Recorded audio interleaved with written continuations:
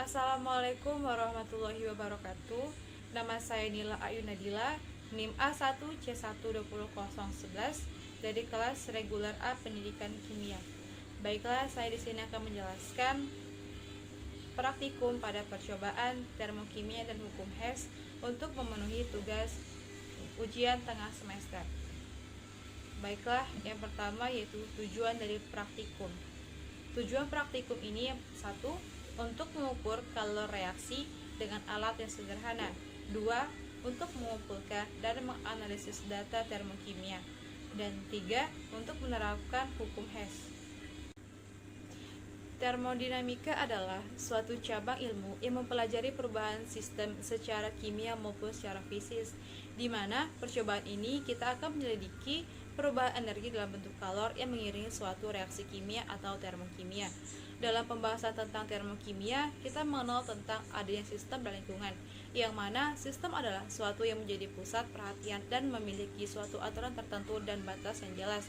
Sedangkan lingkungan adalah segala sesuatu yang berada di luar sistem. Batas sistem yaitu sesuatu yang membatasi sistem dan lingkungan. Ada beberapa macam batasan sistem, yaitu yang pertama, batas sistem terisolasi, yaitu materi dan energi tidak dapat melewati batas sistem tersebut. Yang kedua, batas sistem tertutup, yaitu di mana hanya materi saja yang dapat melewati batas sistem. Yang ketiga, batas sistem terbuka, yaitu materi dan energi dapat melewati batas sistem tersebut. Keadaan sistem dapat dipengaruhi oleh konsentrasi, temperatur atau suhu, tekanan, volume, dan massa. Bentuk energi yang melewati sistem adalah, yang pertama adalah Q+, sistem menerima kalor, dan Q-, sistem yang melepaskan kalor. Menurut hukum termokimia, perubahan energi yang menyertai perubahan wujud dinyatakan dengan rumus delta E sama dengan Q tambah W, dengan Q adalah kalor yang diserap oleh sistem dengan satuan Joule per mol, W sama dengan kerja atau usaha yang dilakukan oleh sistem dengan satuan Joule. Kebanyakan reaksi kimia berlangsung pada tekanan tetap, maka kerja atau usaha dirumuskan dengan persamaan W sama dengan P dikali delta V. Dengan P tekanan gas, delta V adalah perubahan volume untuk sistem gas. Oleh karena itu, pada tekanan tetap, delta E sama dengan Q dikurang P dikali delta V. Bila delta V sama dengan 0, maka delta E sama dengan Q. Kuantitas kalor yang diserap pada tekanan tetap disebut entalpi. Untuk reaksi kimia, delta H adalah kalor reaksi. Delta H suatu reaksi kimia dapat ditetapkan dengan mengukur perubahan suhu yang mengiringi reaksi sejumlah reagen tertentu, lalu dikoreksi dengan kalor yang diserap oleh kalorimeter atau tetapan kalorimeter. Perhatikan bahwa dalam percobaan ini, kalor yang diukur diserap oleh sekeliling yaitu air dan kalorimeter, sehingga tanda harus diubah sebelum mencari delta H reaksi.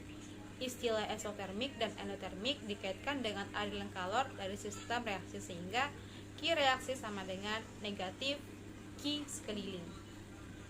Kemudian bunyi hukum Hess yaitu perubahan entalpi yang dilepas atau diserap tidak tergantung pada jalannya reaksi, melainkan tergantung pada kondisi zat-zat yang bereaksi atau reaktan dan zat-zat hasil reaksi atau produk.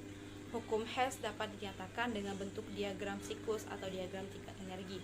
Rumus hukum Hess yaitu delta H sama dengan delta H1 ditambah delta H2 ditambah delta H3.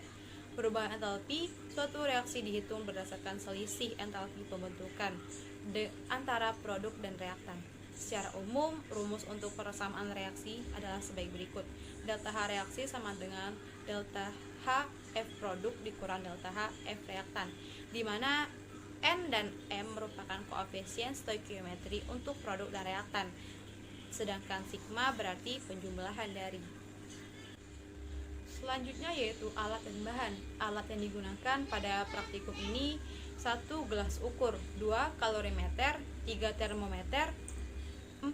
Alat pengaduk, dan gelas piala. Kemudian bahan yang digunakan ada yang pertama air suling, kemudian 40 ml larutan NaOH 1M, 40 ml larutan HCl 1M, natrium hidroksida 1M, dan asam nitrat amonia 1M. Selanjutnya prosedur kerja. Yang pertama penentuan tetapan kalorimeter.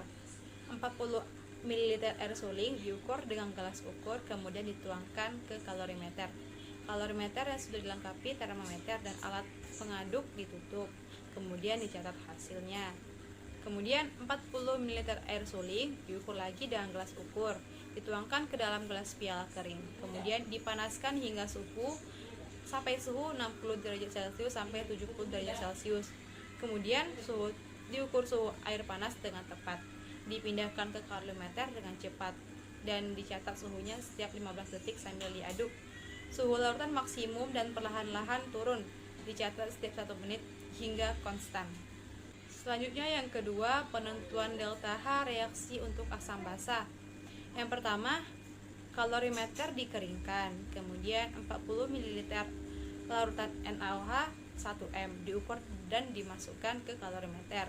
Selanjutnya, 40 ml HCl 1M diukur dengan gelas piala 150 ml, didekatkan di dekat kalorimeter. Suhu larutan asam dan basa diukur. Suhu kedua larutan tidak boleh berselisih 0,5 derajat Celcius. Bila berbeda, suhu disamakan. Bila suhu sudah sama, dimasukkan dengan cepat ke kalorimeter, kemudian dicatat hasil pengamatannya. Baiklah, sekian pembahasan yang saya berikan. Apabila ada kesalahan, saya mohon maaf. Saya akhiri dengan wassalamualaikum warahmatullahi wabarakatuh.